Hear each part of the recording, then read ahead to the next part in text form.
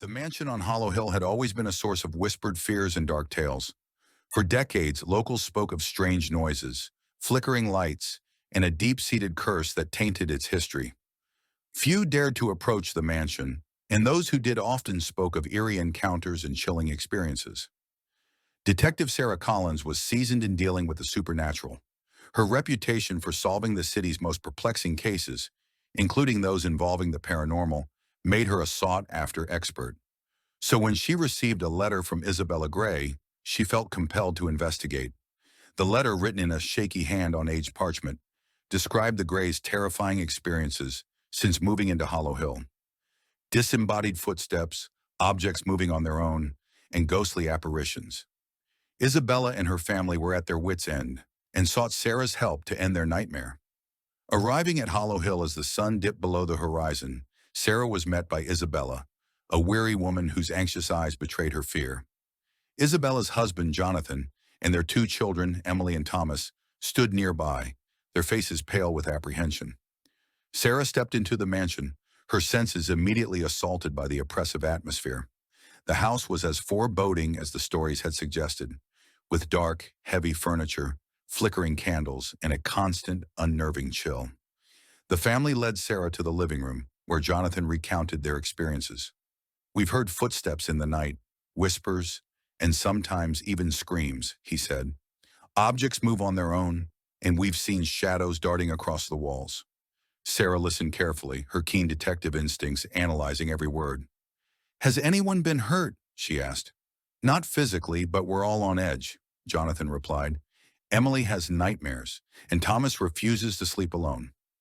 Determined to uncover the truth, Sarah set up her equipment that evening, including a digital recorder and a thermal camera. As night enveloped the mansion, she began her investigation. Her flashlight cut through the darkness as she patrolled the creaking halls. Around midnight, Sarah heard a faint whisper leading her to the old library. The room was cold and unwelcoming, its only light coming from the dying embers in the fireplace. As she began to investigate, a sudden draft extinguished her flashlight. Fumbling in the darkness, Sarah struck a match and, by its dim light, saw a ghostly figure by the fireplace. The apparition was a pale woman with hollow eyes, her lips moving in a silent plea before she vanished. The encounter was unsettling, but provided a crucial clue. The next morning, Sarah scoured the library for more information. Behind a loose brick in the fireplace, she discovered an old journal belonging to Margaret Grey. The journal detailed Margaret's fear of her husband Edgar's occult practices, which she believed had summoned malevolent forces. "I fear for my soul," Margaret had written. "Edgar has delved into dark magic, and I fear these entities are taking hold of him. If I disappear, know it was not by my own hand." Sarah realized the mansion's curse had deep roots, originating from Edgar Grey's forbidden rituals. The entities he had summoned were still haunting the house. Armed with this new information, Sarah devised a plan to confront and banish the lingering spirits. She gathered the Grey family in the living room and explained her findings. "We need to perform a cleansing ritual," she said.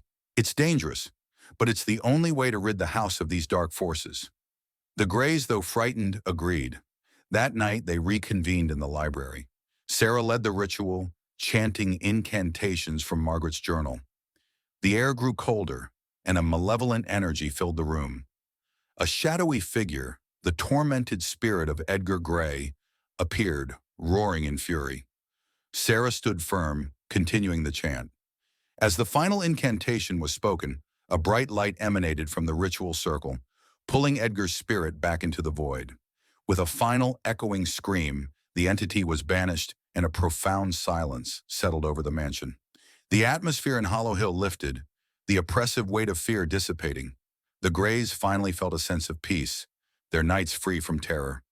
Sarah made a final entry in Margaret's journal, documenting the successful cleansing, and left it with Isabella as a testament to their bravery. As Sarah drove away from Hollow Hill, the mansion receded into the distance, now a place of resolved darkness.